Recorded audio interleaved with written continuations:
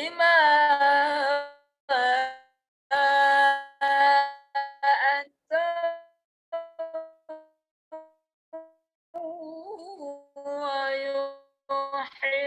ويحبون.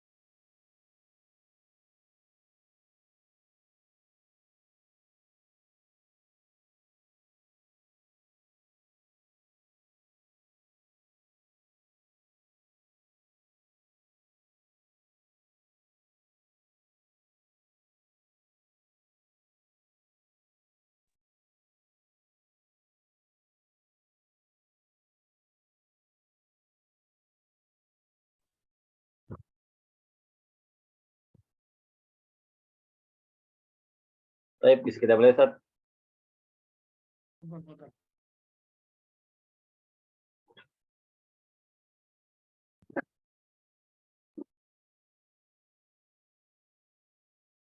Baik, kita mulai. Bismillah. Assalamualaikum warahmatullahi wabarakatuh. Abda'u hadzal kalam bilhamdi musalliyan ala Muhammadin khairin nabiyyin ursila wa ala alihil mustakmilin asyarafa. Rabbi shrah li sadri wa yassir li amri wahlul 'uqdatam min lisani yafqahu qawli, amma ba'd. Segala puji bagi Allah yang telah melimpahkan karunia rahmat pada kita semua dan yang telah memberikan nikmat yang sangat banyak, yang mana tatkala kita ingin menghitung nikmat tersebut, maka kita sebagai manusia tidaklah akan bisa menghitung nikmat Allah tersebut. Tak lupa salawat serta salam kepada junjungan kita Nabi Muhammad Sallallahu Alaihi Wasallam yang telah membawa risalah Islam dari zaman jahiliyah hingga sampai kepada tangan kita, hingga sampai kepada kita tidak ada kurangnya. Baik, di sini mungkin perkenalan dari Ana. Perkenalkan, nama Ana Syafiq Abdurrahman Muslim. Ana hanya lulusan pesantren dari Pondok Pesantren Imam Bukhari. Dan Ana di sana dari SMP sampai pengabdian. Baik, Ana di sini sebagai moderator atau MC akan membacakan rangkaian susunan acara yang akan kita lalui pada malam ini. Untuk yang pertama, pembukaan, yang mana alhamdulillah kita telah melewati muqaddimah. Lalu ada penyampaian gambaran dari program Pejuang Cinta Al-Quran atau yang disingkat dengan PCQ. Lalu ada tilawah Al-Quran, dan setelah itu ada penyampaian materi dari Al-Ustadz, lalu ada sesi tanya jawab, lalu ada doa, lalu ada informasi sedekah, dan dokumentasi, dan juga penutup. Baik, di sini Ana akan menyampaikan gambaran dari program Pejuang Cinta Quran atau yang disingkat dengan Peceki. Peceki ini berdiri atau terbentuk pada tanggal 20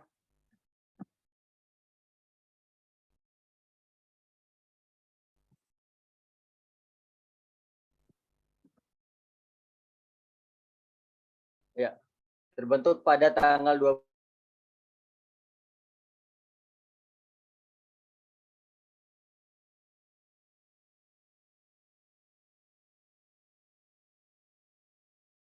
2023 sedang membuka open recruitment tahfidz angkatan 11 untuk santri baru. Dan adapun untuk program yang disediakan yang difasilitasi oleh PTK ini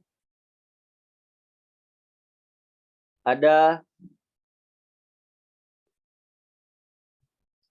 One Day One Juz dan tadarus 4 surah yaitu surat Al-Waqiah, Ar-Rahman dan Al-Mulk dan juga surat Yasin. Dan juga ada kajian karomah yaitu kajian rutin mingguan akhwat PTK dan ada sedekah subuh dan ada one day 100 sampai 500 sholawat. Taib itu sedikit gambaran tentang PTK ini, lalu kita akan memasuki acara yang selanjutnya yaitu qiraatul Quran yang akan disampaikan oleh Al-Ah Muhammad Safwan wa alaihi falyatafaddal.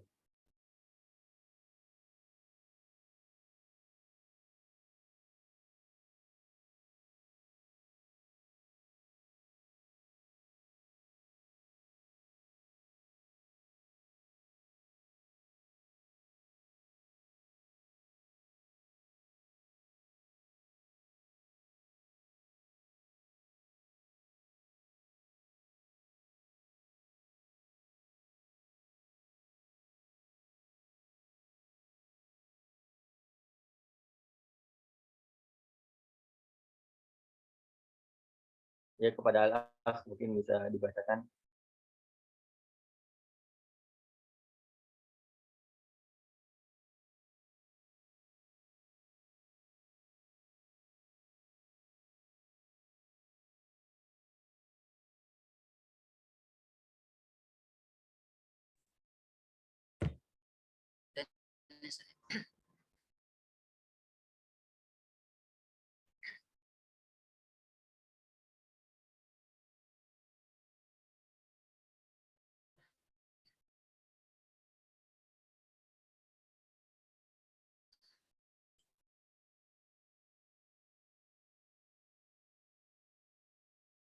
أعوذ بالله من الشيطان الرجيم.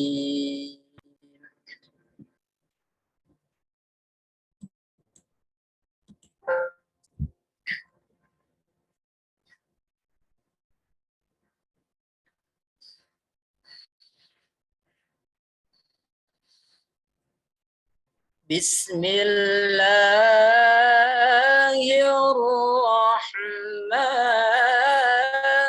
الرحيم.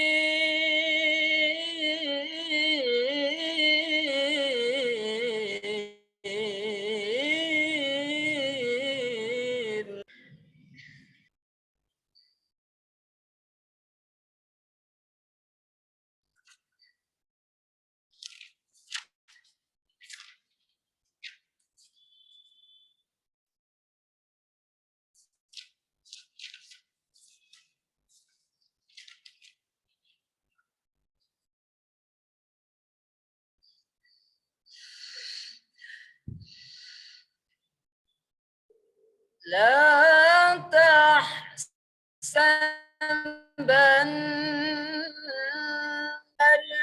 الذين يفرحون بما أتوا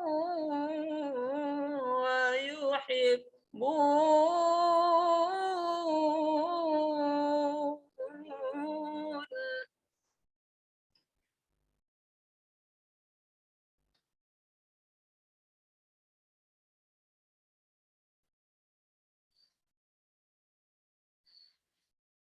بما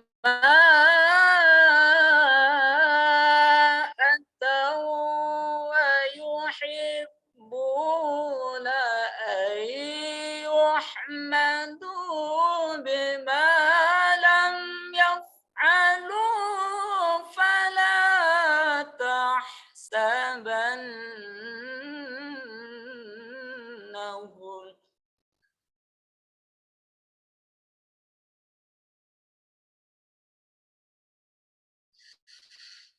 فلا تحسبنهم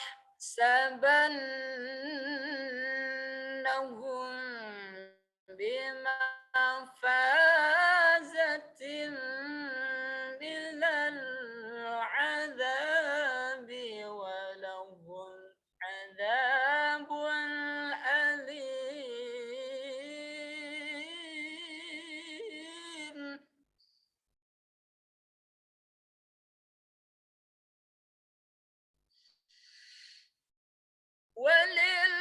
ولله ملك السماوات والأرض والله على كل شيء قدير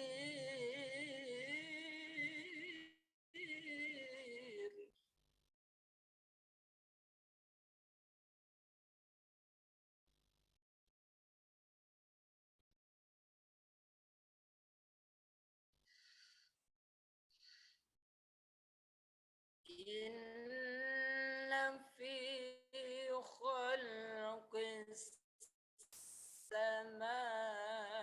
السماوات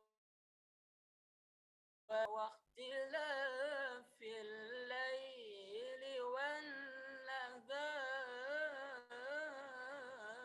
والنهار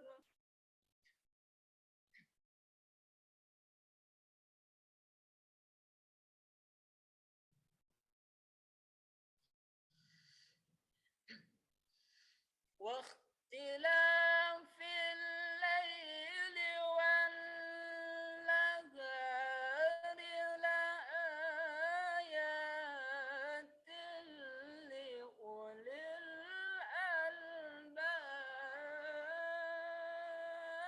الألباب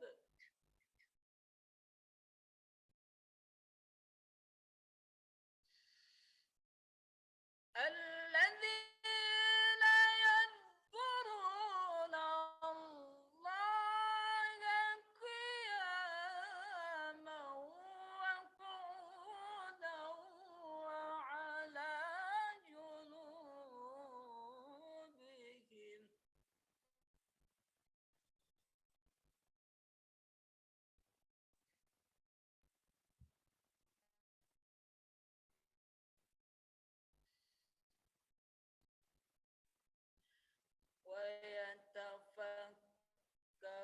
ويتفكرون في خلق السماوات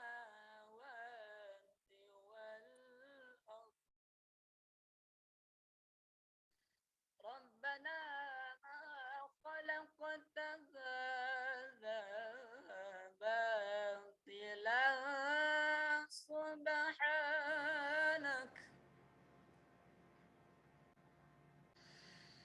ربنا ما خلقت هذا باطلا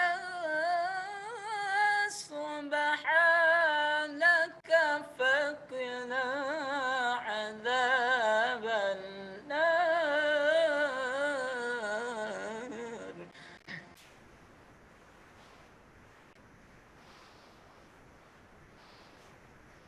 ربنا ما خلقت هذا باطلا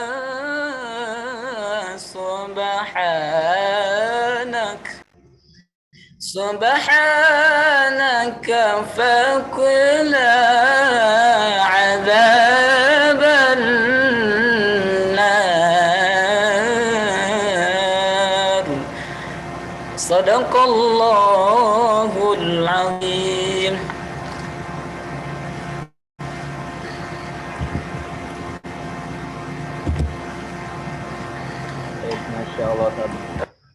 Barakallah ala qiraatihi al-jamilah al-mujawwadah. Fal'an nantakil ila al-marbad tali. Ya, saya ucapkan syukran jazakumullahu khairan kepada Al-Akh Muhammad Safwan yang telah membacakan tilawah Al-Qur'annya yang sangat merdu. Baik, untuk mempersingkat waktu, kita akan berlanjut ke sesi acara selanjutnya, yaitu penyampaian materi dari Al-Ustadz Abdurrahman Zahir hafizahullahu ta'ala wa alaihi falyatafaddal mashkura ma'jura. Bismillahirrahmanirrahim. Assalamualaikum warahmatullahi wabarakatuh.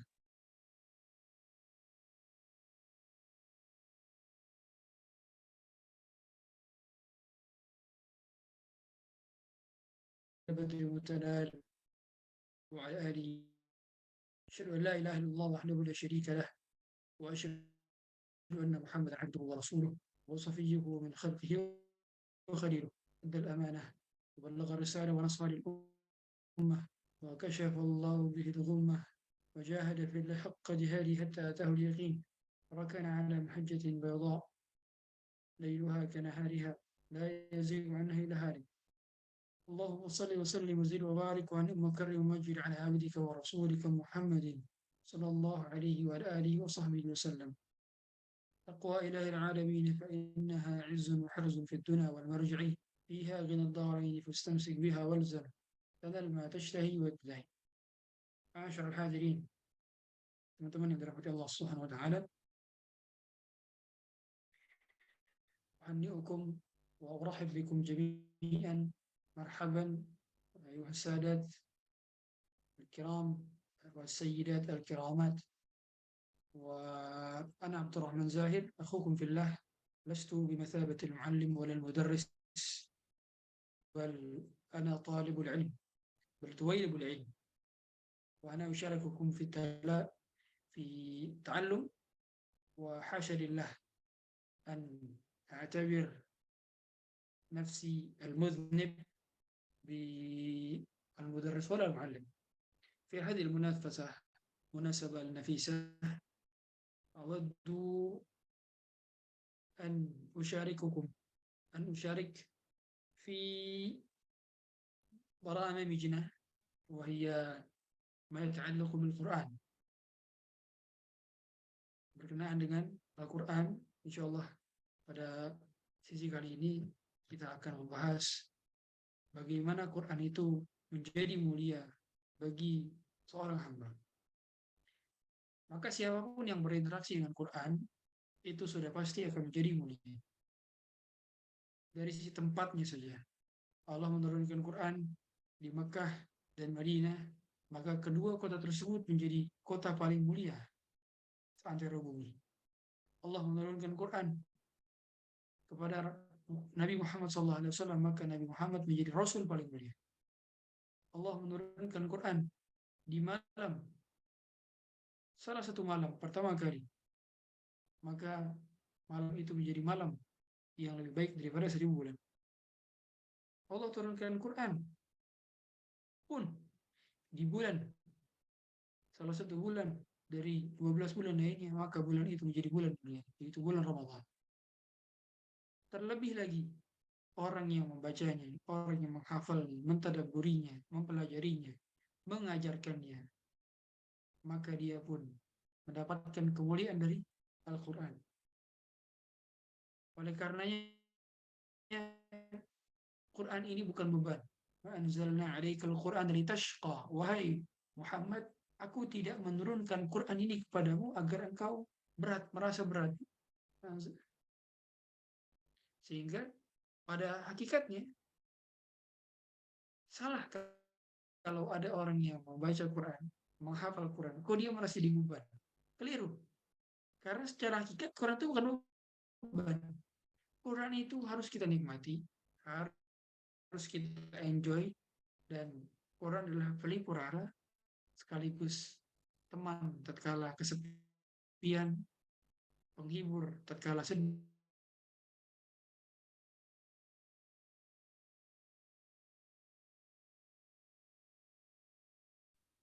Oleh Oleh karenanya dia adalah Allahumma ja'alil Qur'ana rabi'a qulubina. Ya Allah, jadikanlah Quran sebagai musim semi dari hati-hati kami. Ya. Obat bagi luka dalam dada kami dan juga luka fisik kami. Maka Quran ini secara fungsi zat dia mulia, secara fungsi rohani dia mulia. Maka tidak cukuplah kita berbicara mengenai kemuliaan Quran di satu sesi, karena begitu mulianya Quran. Quran juga diturunkan untuk satu umat. Maka umat itu menjadi umat paling mulia. Khairu ummah kuntum khairu ummatin ukhrijat lin-nasi ta'muruna bil ma'ruf wa tanhauna 'anil munkar. Kita menjadi mulia sebab kita diturunkan Quran kepada kita. Di antara umat-umat yang lainnya, umatnya Nabi Musa, umatnya Nabi Isa, umatnya Nabi Ibrahim, umatnya Nabi Nuh, dan nabi-nabi lainnya, ternyata umatnya Rasulullah SAW adalah umat paling mulia. Nahnul akhirun as-sabiquna yawmal qiyamah al-maqdi bainahum qabla al-khalaiq. Begitu kata Rasulullah SAW. Meskipun kita adalah umat terakhir, kata Rasulullah, tapi nanti kita paling pertama. As-sabiquna yawmal qiyamah. Kita paling pertama dihisab, paling pertama masuk surga sebelum umat-umat yang lain. Padahal umat-umat terdahulu telah nungguin di alam barzakh begitu lama, tapi secara di akhirat nanti umat Islam lah, umat Rasul SAW lah yang paling pertama mendapatkan VVIP, privilege. Jadi menjadi umat Rasulullah adalah privilege. Menjadi kaum yang diturunkan Quran adalah privilege. Karena kita tidak sama dengan Bani Israel yang diturunkan kepada mereka Zabur, Taurat, dan Injil. Tapi mereka tidak menjadi umat yang mulia. Kitalah yang menjadi umat mulia di antara umat-umat sebelumnya. Maka kita wajib bersyukur kepada Allah, sekaligus berbangga nanti di hari kiamat, karena ternyata Nabi Musa kalaupun hidup di zaman sekarang, dia akan mengikuti sunnahnya Rasulullah SAW atau syariatnya Rasulullah SAW. Lau kana Musa hayyan ma yasi'ahu illa ittiba'i. Seandainya Nabi Musa hidup, maka tidak ada pilihan baginya kecuali mengikuti syariatku. Oleh karenanya Nabi Isa itu ketika nanti dibangkitkan pada hari akhir, Nabi Isa itu tidak membawa syariat baru, tapi Nabi Isa membawa syariatnya Rasulullah SAW, menjadi salah satu umat daripada Rasulullah SAW. Jadi tata cara sholatnya, puasanya, hajinya, sedekahnya, zakatnya, syahadatnya sama seperti yang diajarkan oleh Rasulullah SAW. Fikihnya adalah sama seperti fikih yang diajarkan oleh Rasulullah SAW. Dalam hal ini berarti ada kemuliaan tersendiri menjadi umat, the follower of the messenger, bukan, yaitu Rasulullah SAW, Muhammad bin Abdullah bin Abdul Muttalib, dan seterusnya. Rasulullah SAW juga pernah menjelaskan kepada kita bahwa Quran ini mampu memuliakan kita sekaligus mampu menghinakan kita ketika kita meninggalkannya. Kita mampu termuliakan kalau kita memuliakan Quran. Tapi ketika kita berpaling dari Quran, menganggap enteng, jauh daripada Quran, maka Quran itu akan menjadi hujah atas kita. Al-Qur'anu hujjatun laka aw 'alaika. Quran itu hujah sebagai penolong untuk dirimu atau hujah untuk menyerang dirimu nanti di hari kiamat. Kalau dia menjadi penolong bagi kita, maka hendaknya saat kita berada di dunia bermesra-mesralah dengan Quran. Cintalah dengan Quran. Sebagaimana ini Hafiz pejuang cinta, maka cintailah Quran. Orang yang cinta kepada Quran, dia tidak akan menjadikan murojaahnya sebagai beban. Dia tidak akan menjadikan proses hafalannya sebagai beban. Atau hanya di sisa-sisa waktu dari hidupnya saja dia bermurojaah atau membaca Quran, menghafal Quran. Tidak. Waktu mayoritasnya, waktu terbaiknya, dia devote, dia berikan yang terbaik untuk Quran, karena dia ingin dimuliakan oleh Quran nanti di hari kiamat. Karena Quran akan menjadi syafaat bagi orang yang berinteraksi dengan Quran. Kata Rasulullah SAW, Inna Allah yarfa'u bihadzal kitabi aqwaman wa yad'u bihi al-akharin wa yad'u bihi akharin gitu kan. Dalam hadis riwayat Muslim yang diriwayatkan oleh Umar bin Khattab, sesungguhnya Quran ini mengangkat derajat kaum dan merendahkan kaum lainnya. Ya. Bahkan sampai-sampai derajat kita nanti di surga. Coba saya pengen nanya, saya pengen interaktif aja. Interaktif, silahkan chat ya. Suaranya kecil, kecil gak suaranya?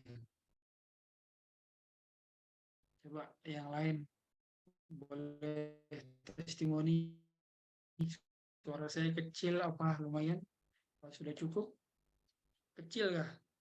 Saya tidak tahu harus diapain lagi karena ini sudah maksimal suara saya seperti ini. Boleh yang suaranya kecil mungkin bisa diperbesar speakernya. Saya pengen nanya nih, berapa tingkatan di surga? Ada berapa tingkatan surga? Ada berapa tingkatan surga? Coba tebak. Ada berapa tingkatan surga? Saya pengen interaktif nih. Saya kurang suka kalau Zoom itu betul sekali. Ada 6.236 tingkatan. Kenapa? Kok ada 6.236 tingkatan? Bukankah dalam sebuah hadis bahwa Allah telah menyiapkan 100 tingkatan? Innallaha a'adda lil mujahidin fi sabilillah mi'ata darajah. Bukankah ada hadis demikian? Kok ada 6.236 tingkatan? Kenapa? Yang bisa jawab? Kenapa? Karena ada hadis yang mengatakan qala sahibul Quran, akan dikatakan kepada orang yang berinteraksi dengan Quran, dia menghafalnya, dia membacanya, tilawahnya, mempelajarinya, mengamalkannya, maka dikatakan kepadanya iqra wartaqi warattil kama kunta turattilu fid dunya fa inna manzilataka inda akhir ayatin taqra'uha wa taqra'u biha. Bacalah, naiklah dan tartillah kamu bacanya, karena sebanyak apa kamu bertartil suaramu, maka seperti itulah kedudukan kamu nanti di terakhir, yang terakhir ayat kamu baca. Tandanya berarti jumlah ayat Quran berapa?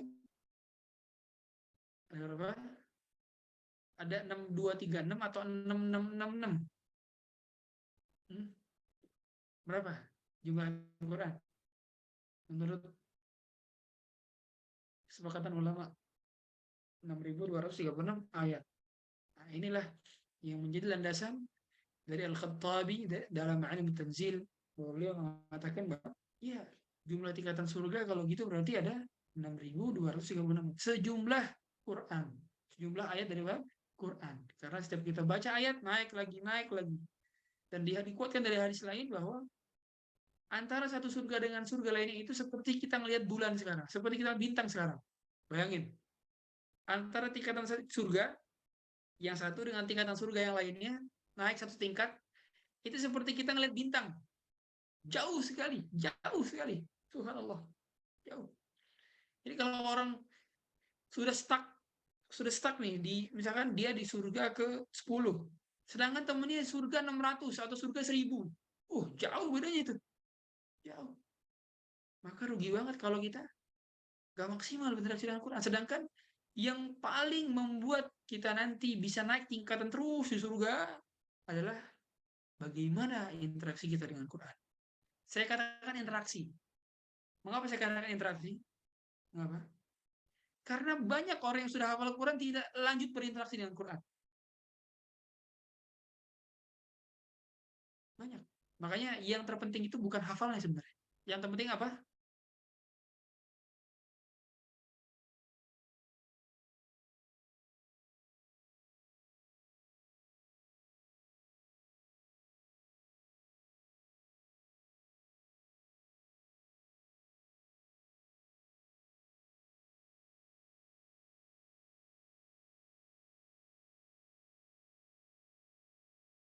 Hafal nggak hafal, sisakan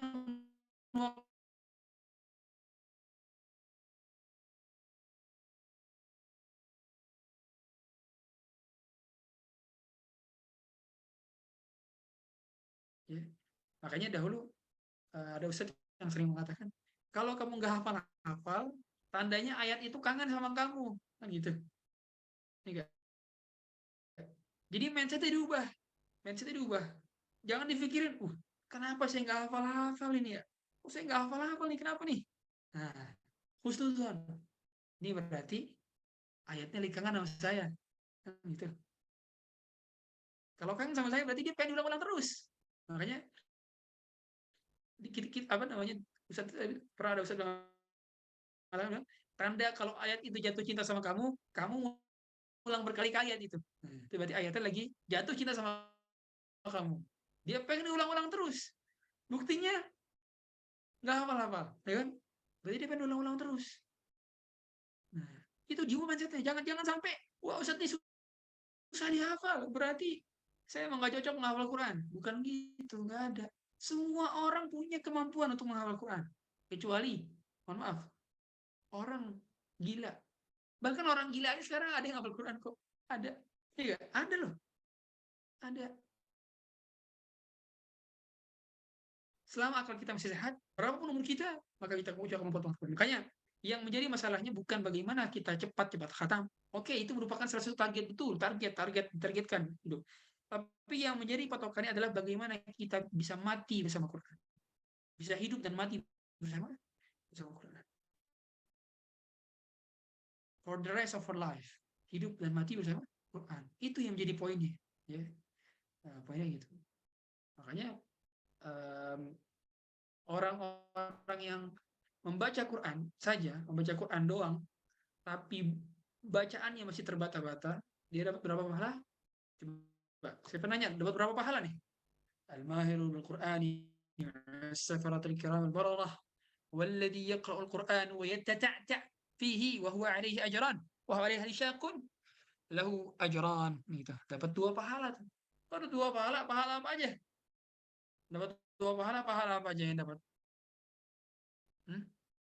Pahala apa aja?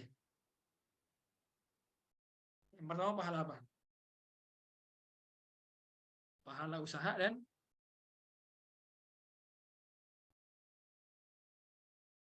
pahala apa? Pahala baca, betul. Jadi sekedar membacanya itu kan ta'abbud. Makanya membaca yang apa namanya? Yang berpahala itu Quran. Makanya yang membedakan antara hadis qudsi dengan Quran apa? Kan itu sama-sama firman Allah tuh. Hadis qudsi firman Allah kan? Hadis qudsi. Halo? Tahu hadis qudsi enggak? Nah. Apa yang membedakan dengan Quran? Apa yang membedakan dengan Quran? Apa?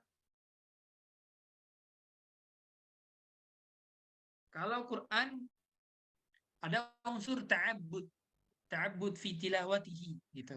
Kalau dalam istilah dalam ini. Kalau apa? Kalau hadis qudsi ghairu muta'abbad bi tilawatihi. Kalau sedangkan hadis qudsi itu tidak berpahala, sekedar dibaca enggak berpahala. Kalau Quran sekedar dibaca pahala, berpahala. Nah, itu makanya kita alif lam mim kan? Wala aqul alifun harfun wa mimun harfun wa lamun harfun wa mimun harfun gitu. Tandanya berpahala emang gitu. Nah, makanya apalagi kalau ditadaburi, dipelajari, diamalkan, nah itu luar biasa. Satu derajat tinggi di sisi Allah Subhanahu wa taala. Karena bukan hanya sekedar interaksi dengan Quran, tapi dia juga betul-betul meresapi makna daripada setiap kandungan isi Quran. Ya. Nah, teman-teman yang dirahmati Allah Subhanahu wa taala, maka Quran ini petunjuk bagi kita, guide of life. Kalau sudah menjadi guide of life, berarti rujukannya semua ke Quran. Nggak ada itu rujukan apa namanya sekedar pendapat-pendapat manusia yang tidak ada landasannya, nggak bisa. Landasan hidup kita Quran. Maka kalau orang menjadikan Quran sebagai guidance of life, otomatis hidupnya sukses. Ini mau nggak mau, dia mau lari juga tetap sukses. Dikejar-kejar oleh suksesan. Apa ayatnya? Coba saya nanya. Apa ayatnya? Apa ayatnya mengatakan bahwa orang yang berinteraksi dengan Quran pasti sukses? Ayo, coba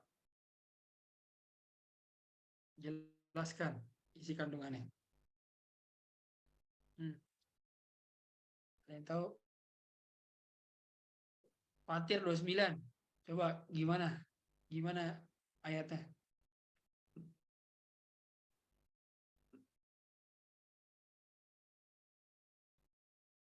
Hmm? Ada juga surat Al-Isra. Inna hadzal Qur'an yahdi lillati hiya aqwam. Nah, itu ayatnya. Inna hadzal Qur'an yahdi lillati hiya. Sesungguhnya Quran itu turunkan untuk orang-orang yang up. Nah, untuk orang-orang yang aqwam itu pemimpin, pemimpin. Untuk orang-orang yang sukses. Kata para ulama, tandanya sumber segala kesuksesan itu Quran. Anda mau jadi pemimpin, Quran. Anda mau menjadi presiden, Quran. Mau jadi pemimpin rumah tangga, Quran. Menjadi pemimpin bagi anak-anaknya, Quran. Mau menjadi pemimpin bagi dirinya pun dengan Quran. Inna hadzal Qur'ana yahdi lillati hiya aqwam. Ya. Makanya wajar saja kalau orang yang jauh daripada Quran, berpaling dari Quran, maka otomatis dia apa? Dia celaka. Wa man a'rada an dzikri fa inna lahu ma'isyatan dhanka wa nahsyuruhu yaumal qiyamati a'ma. Gitu kan? Jadi otomatis tuh kalau orang yang enggak apa namanya? Yang enggak mau sama Quran, otomatis ujung-ujungnya akan sengsara. Ayat berapa Ustaz? Ayat 9. Al-Isra ayat 9. Ya. Jadi begitulah Allah Subhanahu wa taala mengajarkan kita jangan sampai kita berpaling dari Quran. Di antara cara hidup, ini kan temanya kan adalah bagaimana kita mulia dengan Quran. Maka yang pertama, berinteraksi yang pertama adalah satu, mendengarkannya. Sering-sering dengerin. Jangan sampai kita dengerin musik, karena tidak akan pernah bersatu antara Quran dengan musik. Nggak akan pernah bersatu. Dengerin Quran. Lagi gabut, dengerin Quran. Lagi nyetir, dengerin Quran. Lagi ngapa-ngapain, dengerin Quran. Begitu sudah kosong, barulah kita ngapain? Baca Quran. Pelajari maknanya. Dengar kajian tafsirnya, dan seterusnya. Itu makanya kata para ulama, booster paling cepat itu dalam hal keimanan itu Quran. Orang kalau lagi futur-futurnya baca Quran. Itu. Dan yang membuat orang bisa produktif sehari-harinya itu karena interaksi dengan Quran. Terbukti banyak sekali penelitian. Karena dia berinteraksi dengan Quran, maka Allah Subhanahu wa taala buat waktunya berkah. Berkah. Makanya sampai-sampai ada seorang syekh pernah ditanya, "Syekh, bagaimana Anda mengatur waktu Anda?" Kata syekh tersebut, "Saya tidak punya jadwal harian karena semua waktu saya adalah belajar ilmu." Sampai demikian, kok bisa? Ternyata memang berkah. Jadi yang menjadi problem itu bukan bagaimana kita how to manage your time, how to block your time, how to schedule your time. It doesn't really matter. Yang paling memungkinkan adalah bagaimana kita diberi taufik dan hidayah selalu dalam memanfaatkan sisa-sisa hidup waktu kita. Dan salah satunya adalah dengan kembali kepada Quran. Ya. Kata Allah apa? Perintah ketika mendengarkan Quran apa? Tidak wa idza quri'al Qur'anu fastami'u lahu wa ansitu la'allakum turhamun. Kalau dibacakan ayat Quran, maka dengarlah, diamlah agar kamu mendapatkan rahmat. Kata para ulama, dahulu para sahabat ketika ayat Quran turun, setiap kali dibacakan Quran, rasanya seperti jantung mereka mau copot. Karena begitu dahsyatnya firman Allah Subhanahu wa taala. Begitulah orang yang mengerti kandungan isi Al-Quran. Mereka anggap bahwa ini bukan hal biasa. Ketika Al-Quran turun itu bukan hal yang sepele.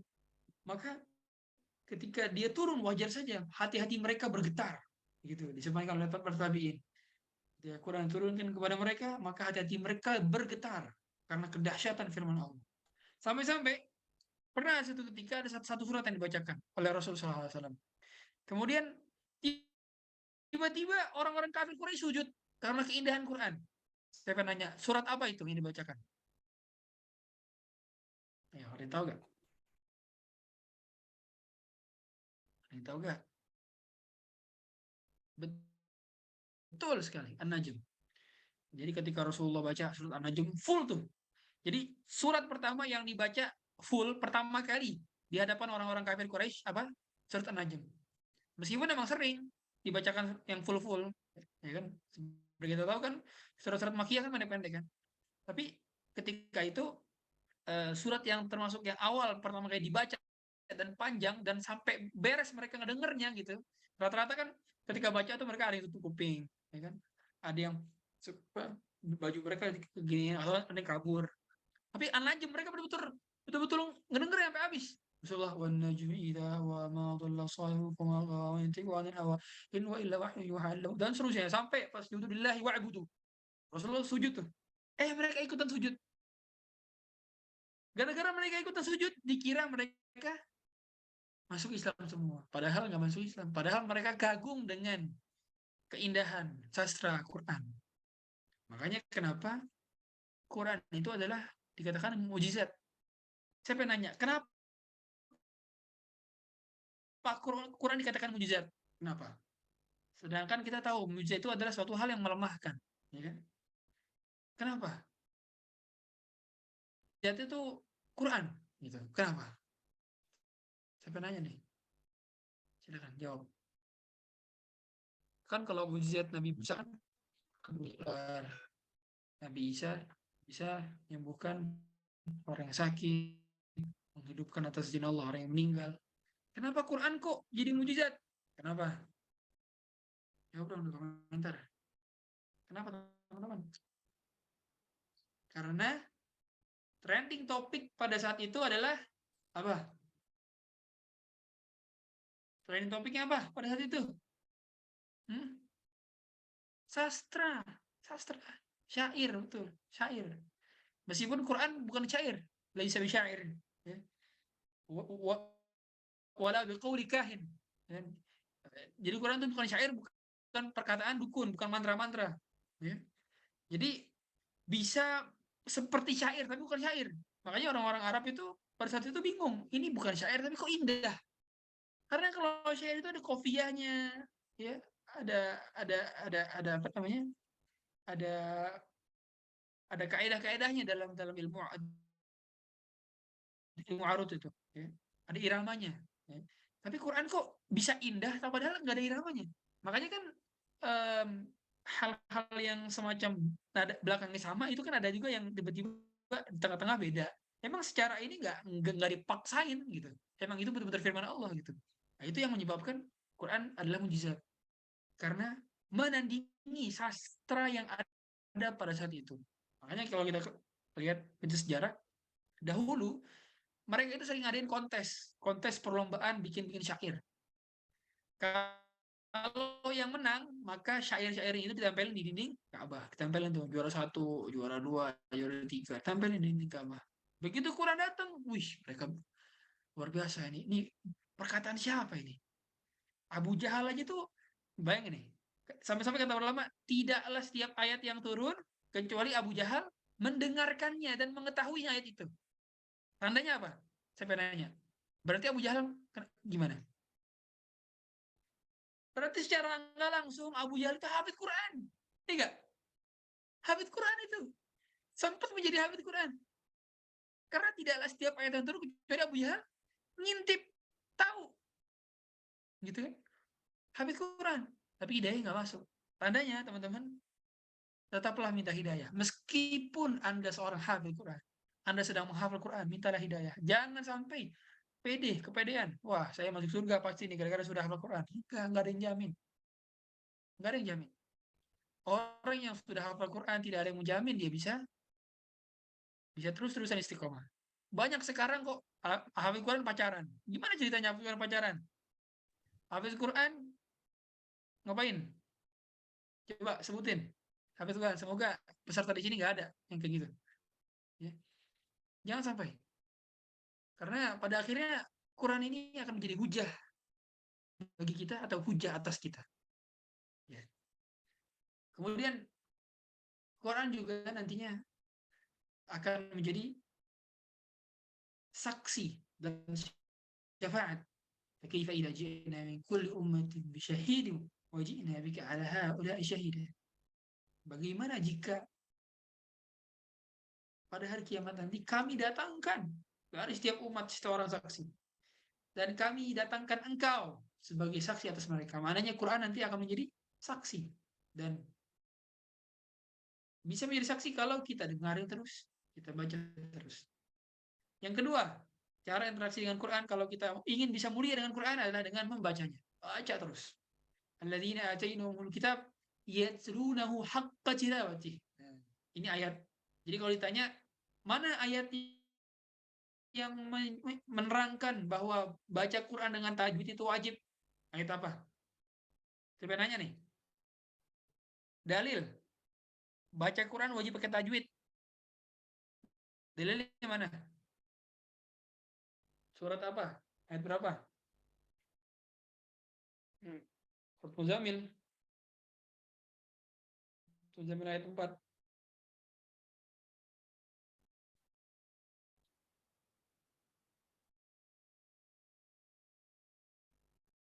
Yang benar adalah surat Al-Baqarah ayat berapa?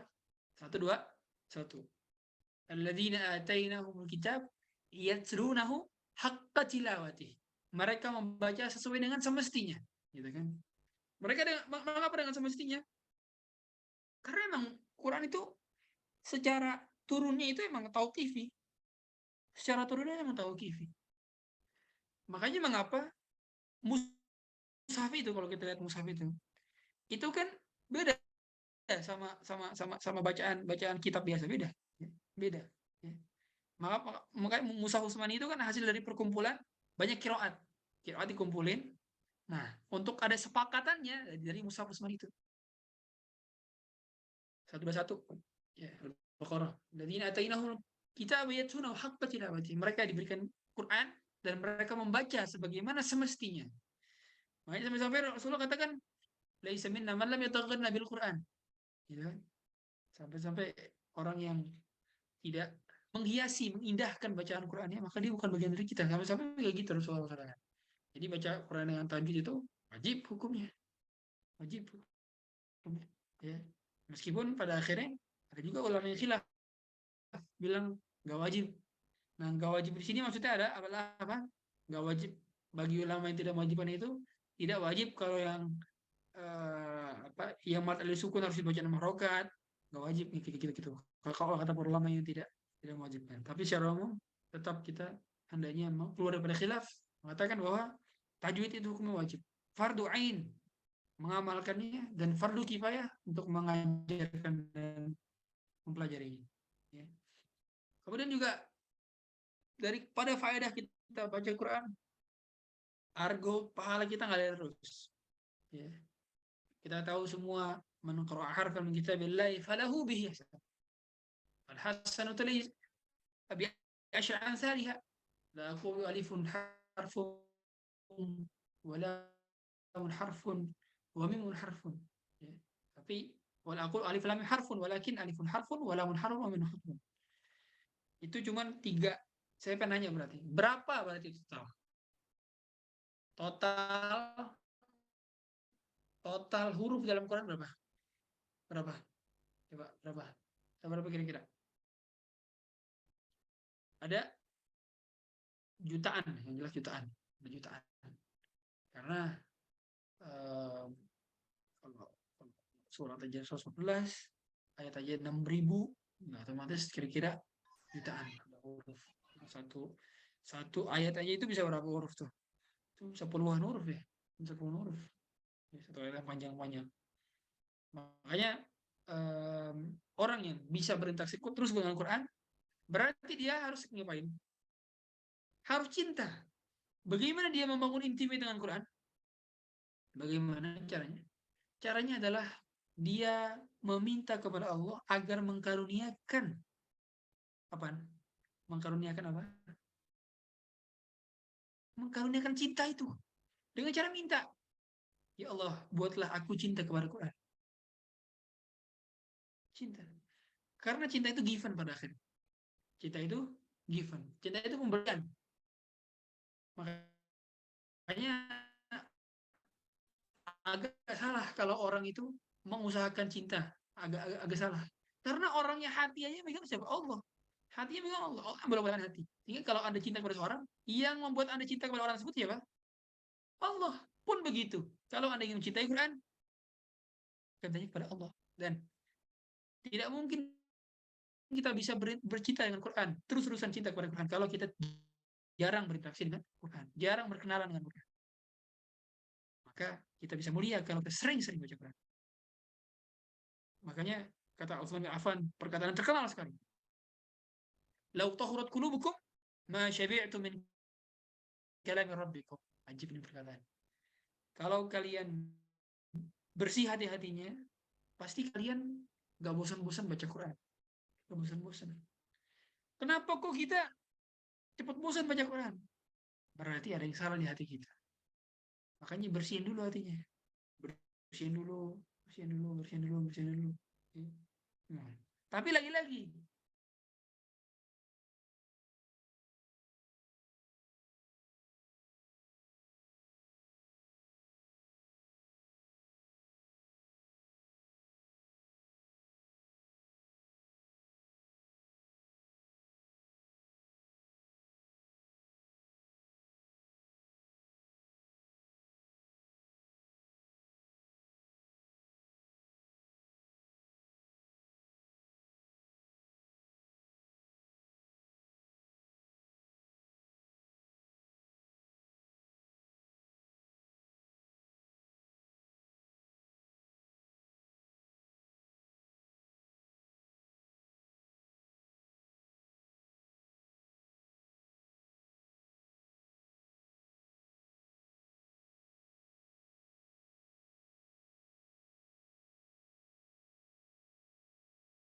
sambil baca artinya juga. Jadi sambil dia menghafal sambil dia lihat artinya. Oh, ini maksudnya ini. Ini maksudnya. Apalagi kalau udah bisa bahasa Arab, lebih enak lagi itu hafal Quran. Tapi kalau misalkan belum bisa bahasa Arab, maka minimal terus diulang-ulang. Minimal tahu garis besar. Oh, ayat ini tentang ini. Ayat ini tentang ini, ayat ini tentang ini, ayat ini tentang ini. Secara general. Kata Allah Subhanahu wa taala, "Bal huwa ayatun bayyinatun fi suduril ladzina utul ilm." Maka Quran itu adalah ayat-ayat yang jelas. Kata Allah, fi suduril ladzina utul ilm, yang berada di hati-hati orang berilmu. Maknanya berarti apa? Berarti Allah suruh menghafal Quran. Makanya saya sering katakan, Quran itu bukan tujuan pada akhirnya. Maksudnya menghafal Quran itu bukan tujuan. Tapi apa? Tapi sarana. Karena kalau orang yang menjadikan Quran itu sebagai tujuan, ketika sudah menghafal Quran, dia ninggalin Quran. Beres, udah beres dirinya dia. Nggak menuntut ilmu lagi, sekedar hafal Quran doang. Padahal belum beres. Makanya kenapa kok ulama-ulama terdahulu ngapal Qurannya di usia muda, 12 tahun udah hafal Quran, 8 tahun, 7 tahun udah hafal Quran. Mengapa demikian? Karena memang secara default ngapal Quran itu tools. Dia menjadi sarana awal, step first level bagi orang yang mau melanjutkan pendidikannya di bidang syariah. Makanya memang syarat menjadi dai harusnya Al-Quran. Dia ngapal Quran, kemudian belajar usul fiqh, belajar cabang-cabang fan ilmu ini, setiap cabang ilmu itu jadi seperti itu. Meskipun tidak tercela juga kalau misalkan orang cuma bisa hafal Quran doang tapi tanpa belajar ilmu syar'i. Tercela, bagus. Bagus kalau sering kita apresiasi, ada dokter hafal Quran, ada diplomat hafal Quran, ada apa lagi? Ada pengacara, ada ahli hukum hafal Quran, bagus, kita apresiasi. Tapi bagi pelajar ilmu agama, maka ini bukan akhir. Ini bukan akhir. Tapi bagi pelajar ilmu agama, maka ini awal, the first level, first step untuk bisa memperdalam ilmu agama. Karena Quran pada akhirnya adalah sebuah ibu, umul kitab, umul ilm. Cabang dari segala macam ilmu kembalinya ke Quran. Ya, sumber rujukan utama, sumber primer. Ya. Makanya wajar lah Rasulullah SAW begitu memuliakan para penghafal Quran. Sampai-sampai ketika ada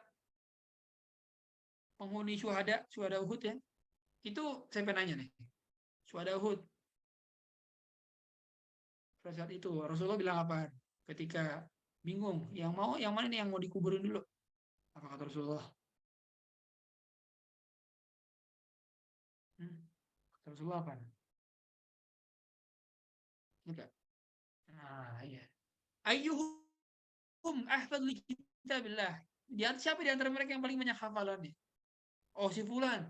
Akhirnya si fulan dimasukin dulu ke kuburan. Sampai demikian. Berarti apa? Berarti memiliki kemuliaan dari sisi apa? Orang yang menghafal Quran dari sisi di treatmentnya beda sama Rasul. Ya, didahuluin. Dan begitu pula. Coba deh kalau dunia nih, kita dunia aja nih ya. Ini kita bicara masalah dunia nih, masalah dunia. Belum masalah akhirat. Udah dimuliakan. Apalagi di akhirat. Di dunia, para penghafal Quran, kalau misalkan ada pertemuan menteri-menteri, ya oke, ini menteri-menteri ini, menteri-menteri, presiden, diplomat, ya kemudian pengusaha, terus waktunya sholat nih, siapa yang jadi imam? Iya, yang paling banyak hafalan nih, ya. Ujung-ujungnya hafid Quran yang jadi imam. Di depan tuh, dia nggak belakangin siapa?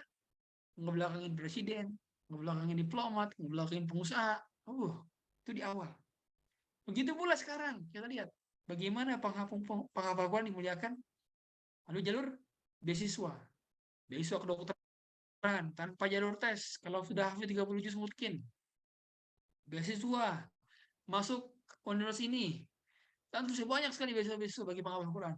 Belum lagi kemarin saya lihat tuh ada travel umroh yang gratisin umroh untuk penghafal Quran yang sudah hafiz mungkin 30 juz.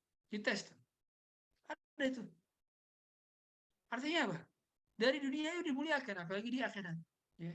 Dunia qabla al-akhirah dimuliakan. Nah, itu dari sisi dunia. Nah, makanya kalau para penghafal Quran tidak berhenti dengan hafalan Quran doang, tapi betul-betul mengkaji dengan dalam, luar biasa manfaatnya. Itu yang ketiga. Pertama mendengarkan, membaca, menghafal. Yang keempat adalah mentadabburi. Dalilnya apa?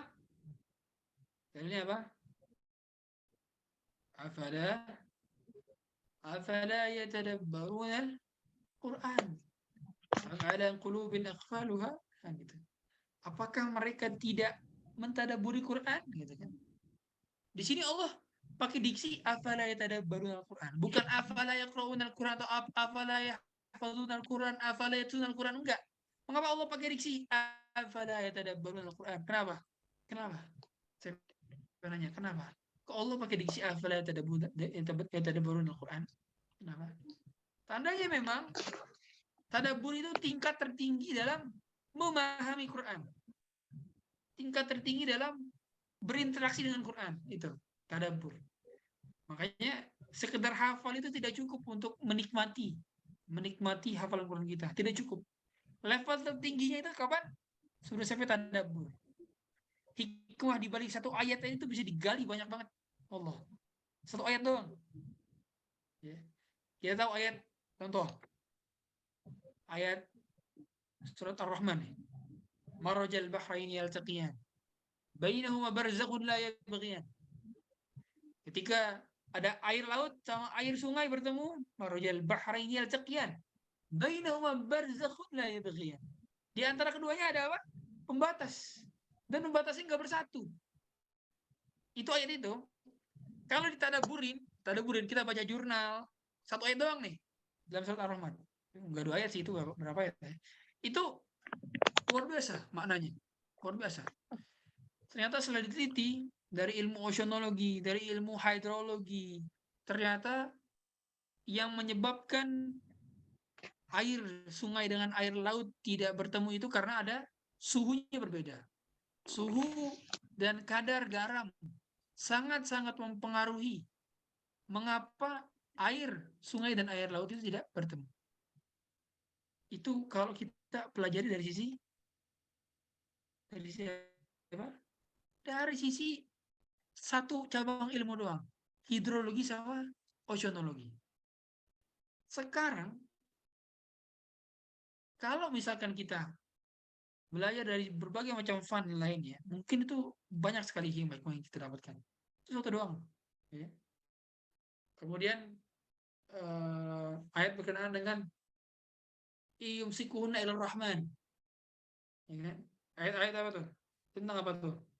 Tentang burung yang terbang. Ketika Allah mengatakan, tahukah bagaimana burung-burung itu bisa terbang? Ya kan? Ketahuilah bahwa yang memegang itu adalah Allah Subhanahu wa taala. Yumsikuhunna ilar rahman. Maka di situ difahami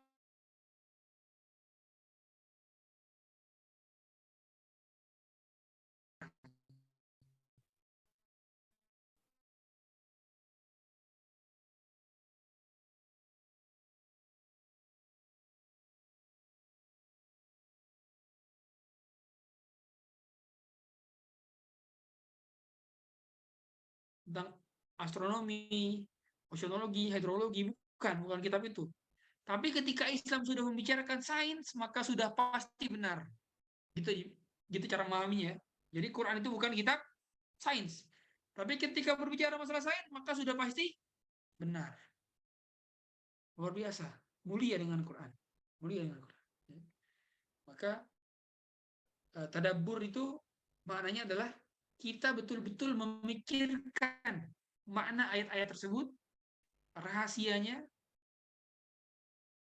kemudian kita mendapatkan manfaat berupa apa? Hidayah, rasa takut, ibadah. Jadi tadabbur itu pada akhirnya tujuan utamanya adalah supaya iman kita bertambah gitu. Kita bertambah. Makanya kenapa kok kalau sekedar baca tidak sama dengan orang yang tadabbur. Orang yang tadabbur itu langsung boost. Iman langsung naik karena dia ada ilmu. Sekadar baca doang, oke, pada saat itu mungkin naik, tapi nggak bertahan lama mungkin. Dibandingkan yang baca, ngafal, tadabbur. Baca, ngafal, tadabbur. Makanya kenapa para sahabat Nabi, mereka ngafal ayat itu berapa banyak? Setiap kali ngafal berapa? Dan tidak lanjut sebelum menghafal ini. Berapa banyak mereka? 10 ayat doang. 10 ayat dihafal, dipelajarin, ditadaburin, diamalkan, baru lanjut 10 ayat lagi. Makanya dahulu kata Ibnu Umar itu, orang yang memiliki kedudukan di antara kita itu kalau sudah hafal Al-Baqarah sama Ali Imran. Kok bisa? Coba deh, kalau zaman sekarang orang hafal Al-Baqarah sama Ali Imran butuh berapa bulan? Saya tanya, berapa bulan?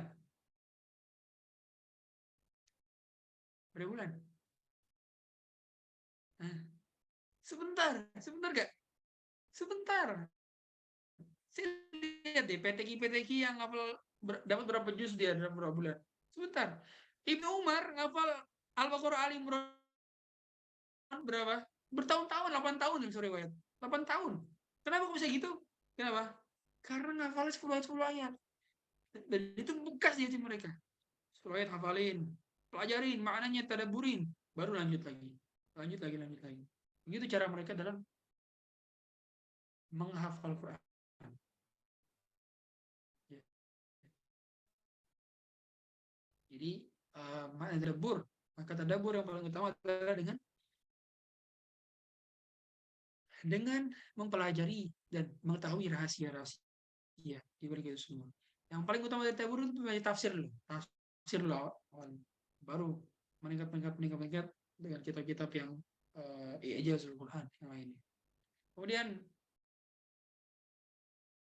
di antara doa yang paling diutamakan untuk kita bisa berinteraksi terus dengan Al-Quran adalah Allahumma ij'alil Qur'an al-'azim rabi'a qulubina wa nura sudurina wa jalaa ahzanina wa dhahaba humumina wa ghumumina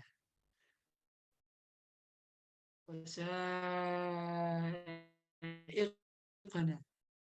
wa dharilina ila jannatin na'im. Di antara doa yang juga sering kami ucapkan. Karena kalau kita tidak minta doa kepada Allah, ya pada akhirnya tidak akan diberi taufik oleh Allah Subhanahu wa taala. Maka bersandarlah. Saya sering katakan banyak di antara kita itu hanya tawakal kepada perkara-perkara kecil. Kita tawakal dalam perkara cari rezeki, cari jodoh. Oke, betul tawakal, betul, boleh itu dibenarkan, benar. Tawakal juga harus dilakukan pada ibadah. Tawakal juga harus dilakukan pada belajar. Coba berapa banyak di antara kita yang tawakal ketika sholat? Berapa banyak? Tawakal ketika puasa, tawakal ketika haji, tawakal ketika baca Quran. Harusnya juga tawakal, ya Allah, Engkau yang memberikan taufik saya untuk bisa beribadah. Engkau yang memberikan taufik untuk saya bisa baca Quran. Engkau memberikan taufik untuk saya bisa menghafal Quran. Maka saya bertawakal kepadamu, bersandar diri. Karena kemampuan ini pun yang dapat memberikannya hanya Engkau. Saya bertawakal. Nah, itu tawakal yang benar. Ya. Di dalam hal ini, untuk bisa dimudahkan oleh Allah Subhanahu wa taala, tidak hanya cukup berusaha doang, tapi bagaimana kita menyandarkan kepada Allah Subhanahu wa taala. Boleh mungkin di Google ada ya. Saya baca lagi. Allahumma ja'alil Qur'anal 'azim. Allahumma ja'alil Qur'anal 'azim rabi'a qulubina wa nura sudurina wa jalaa ahzanina wa dhahaba humumina wa ghumumina. Tuh doanya. Saya bisa agak ketik. Allahumma ja'alil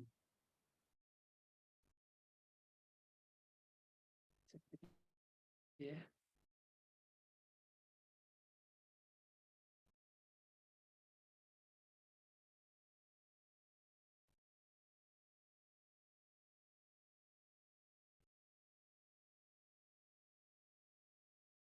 Tuh, doanya bisa dihafal dan dibaca terus. Baca kapan? Setiap sholat tahajud. Nah, penting lagi nih, penting banget. Penghafal Quran, saya bilang, penghafal Quran itu aib kalau tidak bangun malam. Penghafal Quran wajib punya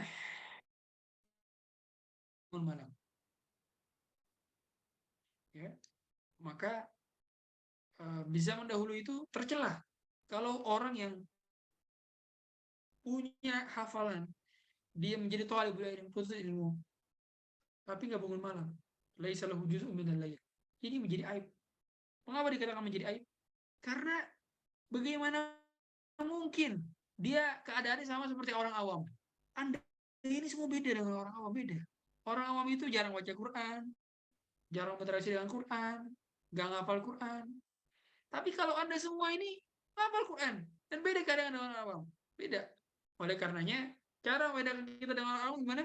Maka kita punya bagian daripada bangun malam. Ingat teman-teman, yang membuat kita mampu cepat menghafal Quran, mampu mentadabburi Quran, mampu membaca Quran adalah bertakwa kepada Allah.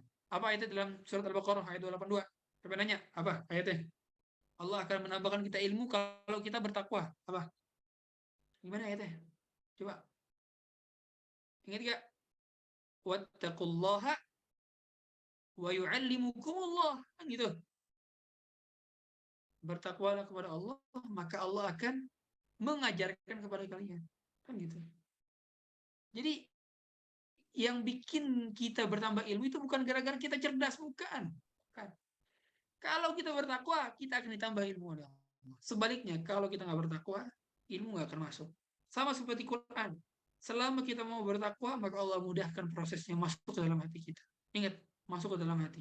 Bukan sekedar masuk otak, tapi masuk ke hati. Kalau sudah masuk ke hati, berubah akhlak kita, berubah cara pandang kita, berubah perilaku kita, berubah mindset kita, berubah segala hal kita melihat tentang dunia ini berubah karena sudah masuk ke dalam hati, bukan sekedar wawasan. Pada akhirnya Quran itu hendaknya tujuannya adalah untuk mendapatkan pahala insya Allah, bukan hanya sekedar tujuan-tujuan duniawi. Ya.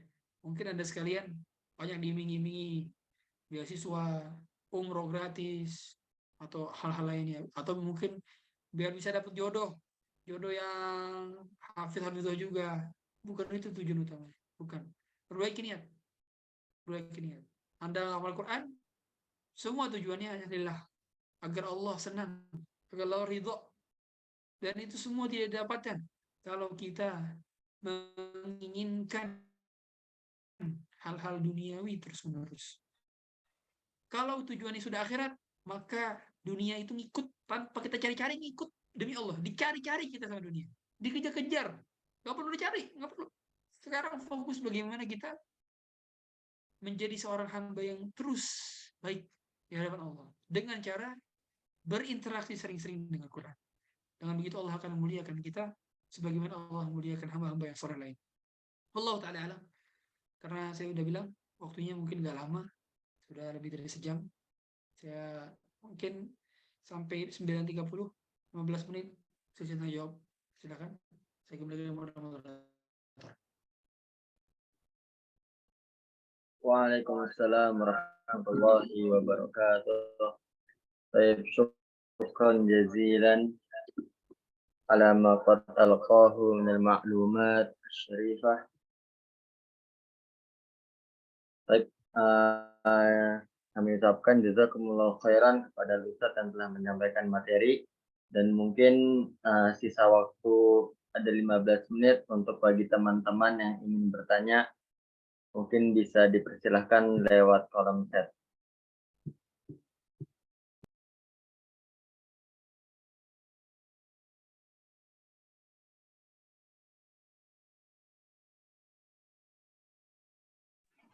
Ustaz, di sini ada pertanyaan. Bismillah, Afan Ustaz izin bertanya, seperti yang telah disampaikan bahwa Al-Quran dan musik itu tidak akan pernah bersatu seperti air dan minyak. Tetapi mengapa ada sebagian penghafal Al-Quran yang masih dengar musik dan hafalannya tetap terjaga? Pertanyaannya gak bagus. Jawabannya satu. Kenapa? Saya nanya ke teman-teman nih, kenapa aku bisa terjaga hafalannya? Kenapa? Jawabannya apa? Gampang. Itu istidraj. Istidraj. Tahu gak istidraj, teman-teman? Sanastadrijuhum min haitsu la ya'lamun wa umli lahum. Diulur, dikasih kenikmatan, hafalannya tetap kuat gara-gara meskipun dengar musik, meskipun konser, meskipun playlistnya musik-musik semua, tetap jaga hafalannya. Itu istidraj. Allah sedang mengulur-ulur dia, membuat dia merasa bangga, membuat dia merasa kuat. Ternyata sedang diulur oleh Allah Subhanahu wa taala. Ulur, istidraj. Apalagi kalau bukan istidraj. Ya. Para ulama yang mengatakan la yajtami'ul ghina wal Qur'anu fi qalbil 'abd. Enggak akan pernah bersatu. Dikata Ibnu Qayyim aja, innal Qur'ana wal ghina la yajtami'ani fil qalbi abadan lima bainahuma min al-tadad. Quran dan nyanyian itu tidak akan bersatu di hati yang sama. Keduanya bertentangan, kontradiksi. Sampai-sampai Ibnu Qayyim itu dalam nuniyahnya berkata, hubbul kitab wa hubbul alhan al-ghina di qalbi 'abdin laysa yajtami'ani. Dalam nuniyahnya Ibnu Qayyim bilang begitu. Maknanya enggak akan bersatu. Dan kalaupun ada yang bisa menghafal Quran, tandanya itu sedang diistidrajkan oleh Allah Subhanahu wa taala. Maka tinggalkan musik, tinggalkan musik. Ya. Karena kalau kita meninggalkan suatu hal yang diharamkan, otomatis Allah akan menggantikan dengan yang lebih baik. Innaka lan tad'a syai'an lillah illa badalakallahu khairan min. Kamu tidak akan meninggalkan suatu karena Allah, kecuali Allah akan menggantikan yang lebih baik daripada itu. Dan kita semua tahu kaidah, innan nufus la tatruku syai'an illa bisyai'. Jiwa kita nggak akan mampu meninggalkan satu hal kecuali ada pengganti dari yang lain. Maka penggantinya harus dari Quran. Ya.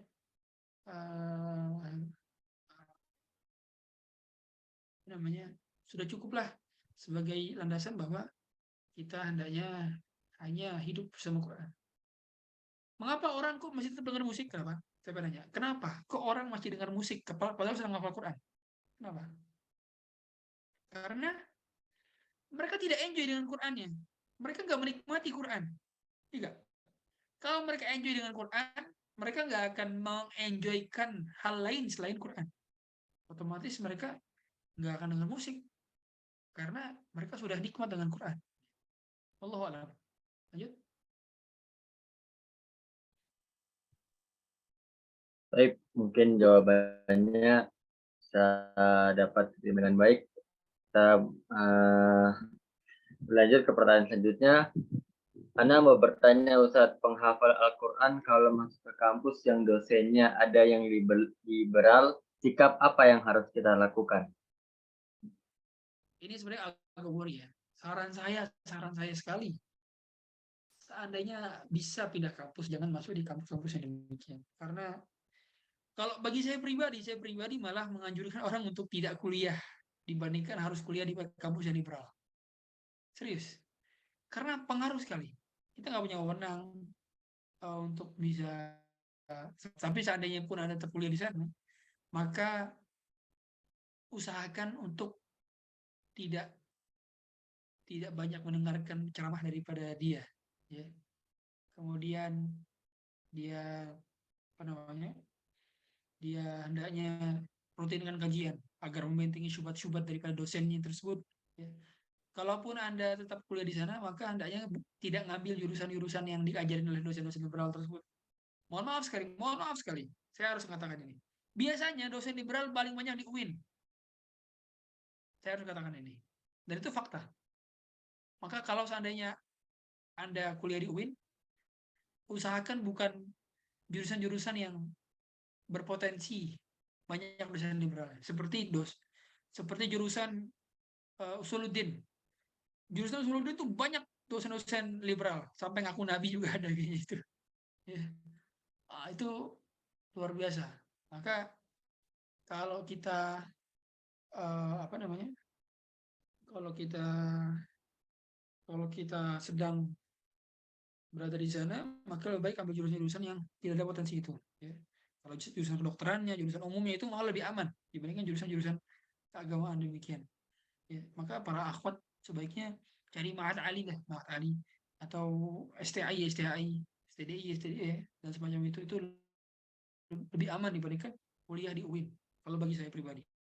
Kalau dari segi lingkungan, dari segi dosen, itu sudah banyak dari kalangan-kalangan liberal. Kita tahu kemarin ada di TV One itu ya, debat sama Ki Khalil Nafis. Dosen liberal bela Zaitun. Gimana ceritanya? Dia nggak ngerti konsep mengatakan sesat dengan konsep bilang neraka itu bingung. Nggak ngerti. Ini sekelas dosen. Saya bilang ini dosen begini gimana mahasiswanya. Makanya agak sedikit worry kalau misalnya kita tetap berada di sana. Tapi kalau misalkan memang nggak bisa untuk keluar karena udah amanah orang tua, maka selesaikan amanah tersebut dan bentengi akidah kita dengan sering-sering ikut kajian sunnah. Ya Allah alam.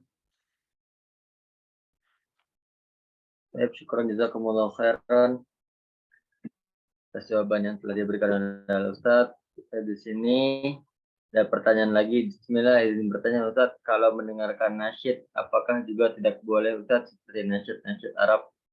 Bagaimana penjelasannya Ustadz? Nasyid yang tanpa musik boleh, nasyid yang dengan musik tidak boleh. Dan nasyid lagi-lagi boleh tanam musik kalau liriknya baik. Kalau liriknya buruk maka tidak boleh. Asy'aru manzilatil kalam. Hasanuhu ka hasanul kalam, gitu kata Rasulullah. Jadi syair-syair itu kan sama seperti nasyid kan. Maka kalau dia bagus artinya maka dia boleh. Kalau tidak bagus artinya maka tidak boleh. Dan lagi-lagi syarat utamanya harus tidak pakai alat musik. Jadi tidak diiringi oleh alat musik. Ya, cuma suara doang, suara manusia doang, bukan alat musik. Allah alam. Syukur jazakumullah khairan. Kita lanjut. Di sini ada pertanyaan Afan Ustadz. Ingin bertanya kenapa ada seorang menghafal Al-Quran yang 30 juz dan hafalnya mungkin, sedangkan dia berpacaran. Inilah karena salah niat. Salah niat dalam menghafal Quran. Tujuan menghafal Qurannya sekedar duniawi, hanya sekedar ingin dianggap hafiz, hanya sekedar mendapatkan prestasi, pujian dan seterusnya. Pada akhirnya tidak masuk ke dalam hati. Maka saya sering ingatkan, jaga niat Anda. Tanya ke pribadi masing-masing. Setiap kali ngafal Quran tanya, ngafal ini untuk siapa? Untuk siapa? Ya. Jangan sampai kita tujuan duniawi. Tujuan duniawi nggak masalah, asal jangan dominan. Ya. Yang penting kalau tujuan utamanya akhirat, tujuan utamanya Allah SWT. Makanya kenapa orang masih bisa ngelakuin hal-hal semacam ini, masih pacaran, masih ngelakuin hal yang haram lainnya. Itu karena Quran tidak masuk ke dalam hatinya. Maka lagi-lagi, ini istidraj. Bentuk istidraj. Qurannya berada di otaknya, tapi tidak berada di dalam hatinya. Artinya tidak menjadikan dia bertakwa. Kalau orang yang niat menghafal Quran dia benar, maka semakin dia menghafal Quran, semakin bertakwalah dia, semakin bertambah keimanan. Begitu. Ya, Allah alam. Baik, syukran jazakumullah khairan. Dan lanjut di sini ada pertanyaan lagi. Afwan Ustaz izin bertanya, terkadang kita bingung ingin terus fokus mencari ilmu, tapi di sisi lain kita memikirkan bahwasanya kita sudah waktunya untuk mencari rezeki atau mencari uang. Ustaz, mohon pencerahannya Ustaz. Ya, tidak ada pertentangan antara mencari nafkah dengan mencari uang. Mencari nafkah dengan mencari ilmu. Karena keduanya bisa dilakukan. Sebagaimana Umar bin Khattab. Ada yang tahu? Coba saya nanya. Umar bin Khattab itu cara nuntut ilmu ke Rasul gimana? Umar bin Khattab. Dia dagang. Saya pengen nanya nih. Gimana cara Umar bin Khattab itu nuntut ilmu ke Rasulullah SAW? Gimana caranya? Nggak tahu gak? Gantian. Gantian sama siapa? Sama siapa gantian nih? Ayo. Sama siapa? Sama tetangganya. Dari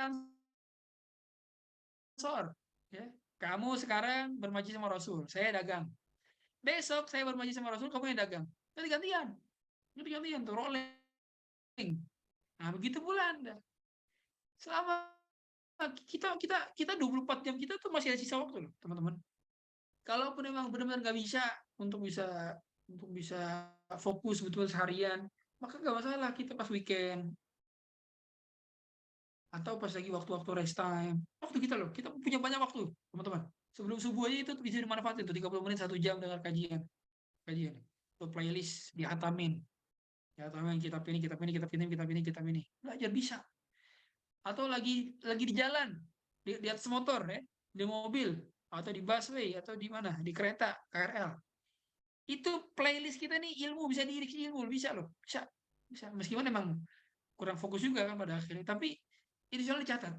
Karena dalil berkenaan dengan man salaka tariqan. Tariqan di sini kan apa? Nakiroh. Nakiroh berarti apa? Umum. Berarti segala bentuk cara dalam ilmu. Tariqan.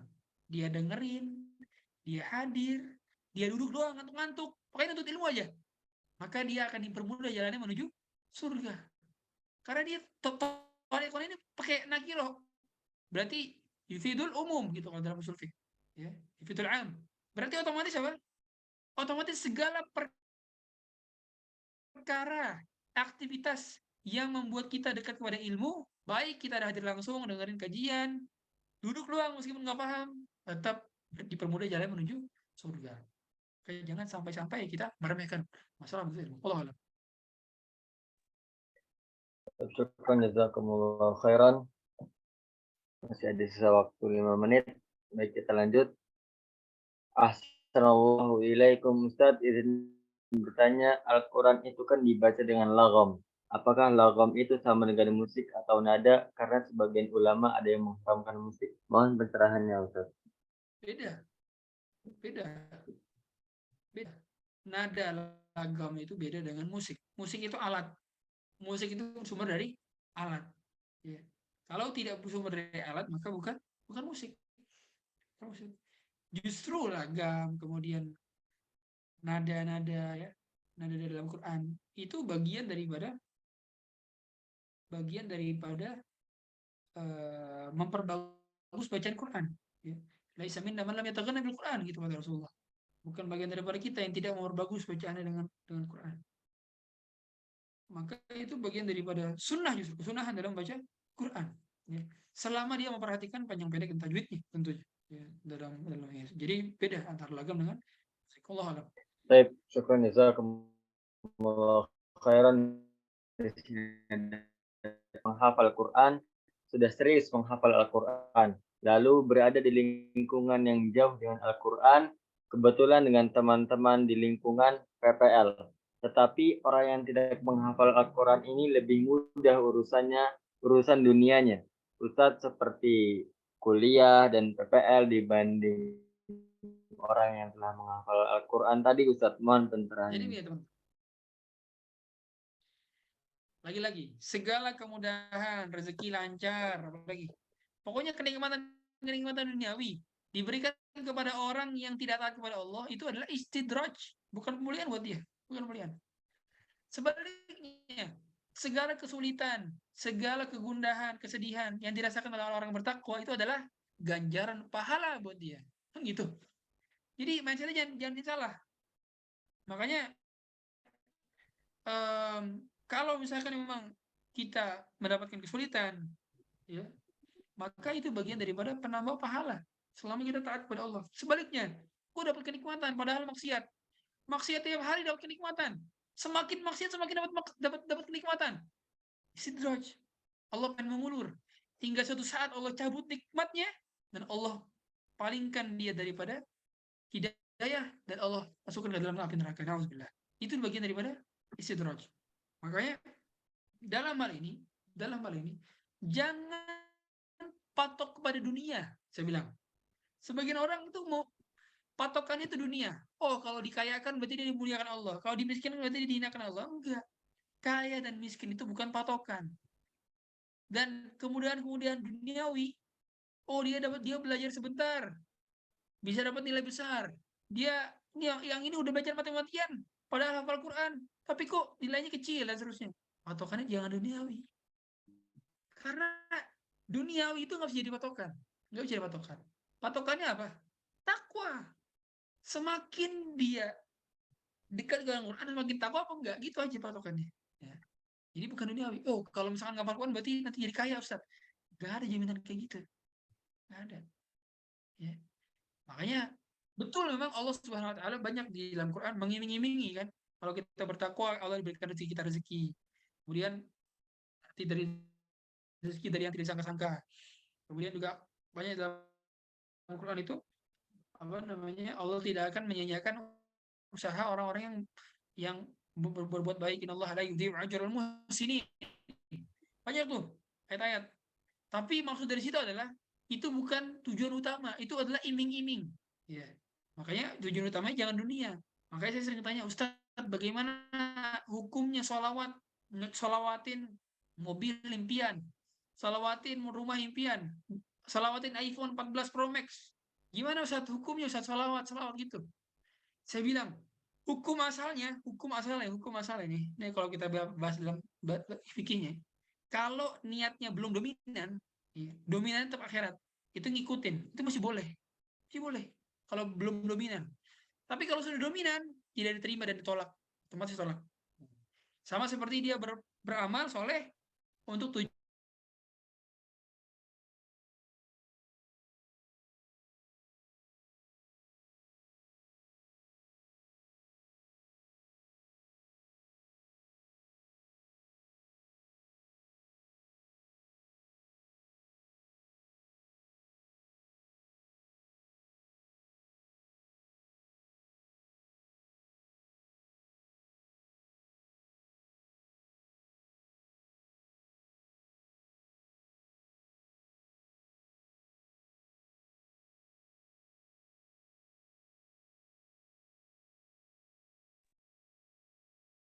apa? Tiba-tiba terputus. Jelas suara saya sekarang? Jelas nggak suara saya? Jelas, alhamdulillah. Tadi saya mana? Iya tadi sampai itu ya. Beramal untuk tujuan duniawi. Ya. Itu kata para ulama, dilihat dominannya apa. Kalau dominannya duniawi maka tidak terima dan otomatis tolak. Dominan berarti gimana? Kalau sampai 51%, tujuan duniawi 51%, maka tolak. Tapi kalau tujuan duniawinya masih di bawah 50%, maka masih berpotensi diterima dan berpahala. Demikian, wallahu alam. Sepertinya sudah 9.30 dan 9.31. Boleh ditutup aja. Kalau ada yang bertanya bisa di DM di Instagram saya. Baik, berhubung waktu sudah menunjukkan 9.30, kami ucapkan sekali lagi syukran jazakumullah khairan kepada Ustadz yang telah menyampaikan materi yang sangat bermanfaat bagi kita semua, yaitu tentang Al-Quran dan bagaimana kita mulia dengan Al-Quran. Baik, sebelum ditutup, mungkin ada informasi mengenai bagi yang ingin berinfak atau bersedekah, mungkin bisa melalui program Gema Sedekah Subuh yang telah dibuat programnya oleh tim PCI. Ustadz Afwan, bila berkenan mungkin antum memimpin doa atau mendoakan kita semua agar menjadi ahlu Quran yang mana kita dapat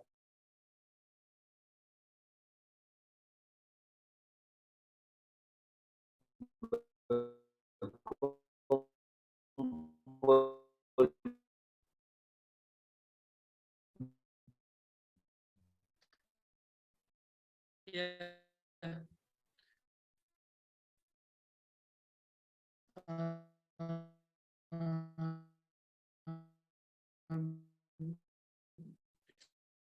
Saya